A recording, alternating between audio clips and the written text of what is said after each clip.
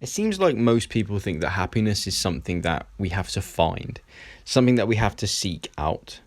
But I think the anomaly in the world would say that happiness is just a byproduct of the things we do, the things we think, and the way that we approach the world. And it's that sustainable happiness that I would like more of, and I'm discussing in this video. But I'm not that bold, and I don't think the world is sold. I'm just doing what we're told. Two reasons that you don't really know what you want. Number one, you have it. I've realised that happiness is kind of like frantically searching your home for that pair of sunglasses that you really wanted to wear. And the more you search, the more desperate you are, the more difficult it seems to find them. And then one moment, you suddenly realise that those exact pair of sunglasses were on your head. In a sense, the more you search for what makes you happy, the further from being happy you actually find yourself. The more you search for feeling good, the more desperate you are to feel good, the less good you actually feel. Over recent months, I've questioned, what is it that actually makes us happy? Okay, because if we can find that out, then surely we're sorted for the whole rest of our life. If we can find something sustainable, a source of happiness that's sustainable over the long term, then surely you've won, right? And I've questioned whether it's striving for personal goals, whether it's connecting with other people and trying to make their lives better as much as possible, or whether it's about connecting with the inner self, having spiritual oneness and spiritual peace and presence. And I've invested myself in all of these things quite a lot, and I've realised that they can all bring around happiness. In fact, they are all just sources of happiness. And these sources can be tapped into by anyone at any time, in any place. And so Wu Wei is the principle of not forcing. The question I come to is then, if everyone has the opportunity to certain sources of happiness, why are the majority of people unhappy? Why is it only the anomalies in society that are sustainably happy, that feel pretty good most of the time? The reason most people don't tap into these sources of happiness that are always there is because we get in our own way. We create cognitive conditions. In my psychology class, we learnt about a concept called masturbatory thinking, right? Get your mind out the gutter, I know what you're thinking. But masturbatory thinking is where you have sort of certain cognitive conditions, thought patterns, where you think the world, your life, yourself, other people must be in a certain way for you to be happy. And it's these things that are blocking you from these sources of happiness. It's like you're trying to force the world to be a certain way. You're trying to mold your reality to be a certain way for you to be happy. But we can't do that, because we're just little humans living out our little insignificant lives. We can't mold reality. We can't change other people. So really, we have to get rid of these conditions. We have to stop forcing the world to be a certain way and forcing ourselves and others to be a certain way for us to be happy. And that's why I bring in the Buddhist concept of Wu Wei, which is not forcing anything in your life, just letting life be and observing the journey and taking, what happiness you can from various sources at different points. What kind of cognitive conditions do you give yourself? Masturbatory thoughts about your life. Do you feel like you have to be successful in a certain domain? Do you think the weather has to be a certain way? Do you have to wear certain clothes? Do you have to do certain things? Do you have to be around certain people to be happy? Actually ask yourself, do these things need to happen for me to be happy? Or can I just decide to be happy?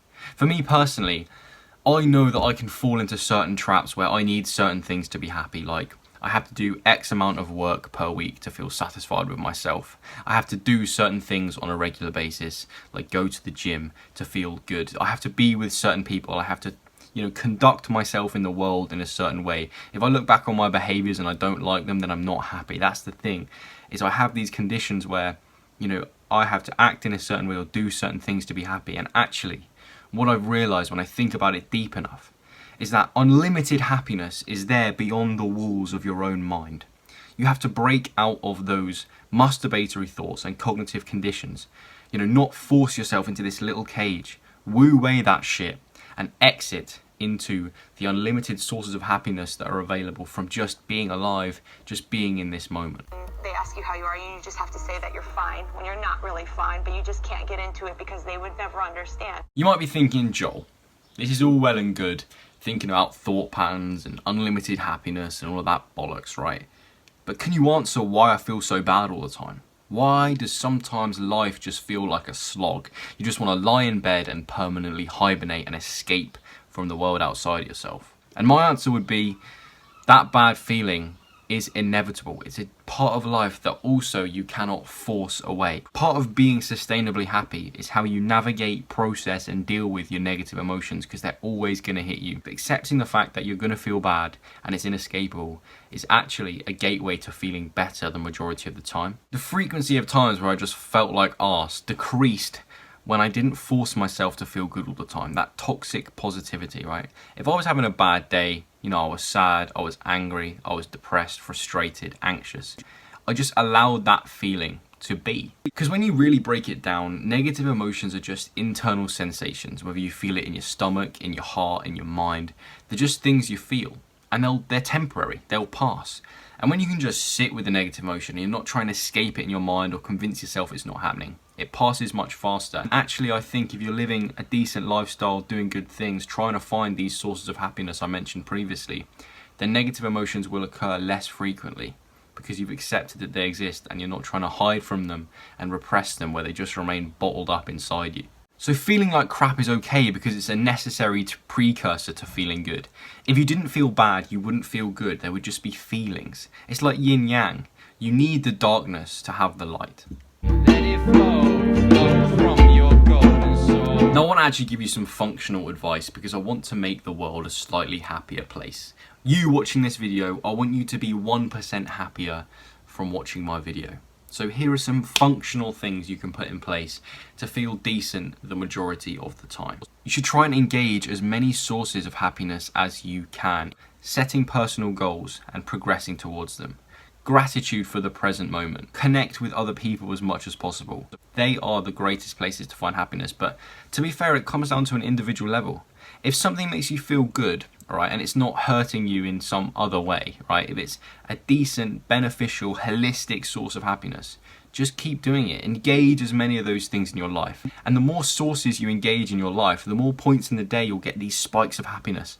And then you realize that your average level of mood is more positive because you're engaging as many sources as possible. Make an effort to do that. Make an effort to notice the things that make you happy in your life and move towards them, and move away from the things that aren't making you happy. Next, use the principle of a Wu Wei, of not forcing anything to get out of your own way. Don't force the world to be a specific way for you to be happy. You can't have these masturbatory thoughts that you must be a certain way, other people must be a certain way, or the world must be a certain way for you to be happy. Just treat life like a game. Just watch it happen in front of you and enjoy the bits you can and accept the bits you can't, okay? Also, try not to run away from feeling bad in an attempt to feel good all of the time. That toxic positivity, that suppression and escape from negativity is not healthy. It'll just be bottled up inside you and it'll eat your soul out from the inside. You have to accept these emotions as just internal sensations, be present with them, know that they'll pass, know that they're temporary, and know actually that negative emotions, negative experience, suffering are sources of growth in life. And when you're older and you look back, maybe they'll give you a sense of pride and sense of happiness for getting through them. The conclusion of this video is that the more you chase happiness, the further you go from sustainable happiness. The answer is really to just pause, take a moment, put your hands on your head, and put on those sunglasses that you've desperately been searching for. If you got to this point in the video, firstly, thank you. Secondly, you're going to enjoy the rest of my content. I can guarantee that. So you can start exploring that here. But with that said, I hope this video provided you with some valuable information on how you can increase the baseline of your happiness day to day. But I will see you next time. And until then, you know what to do. Be an anomaly.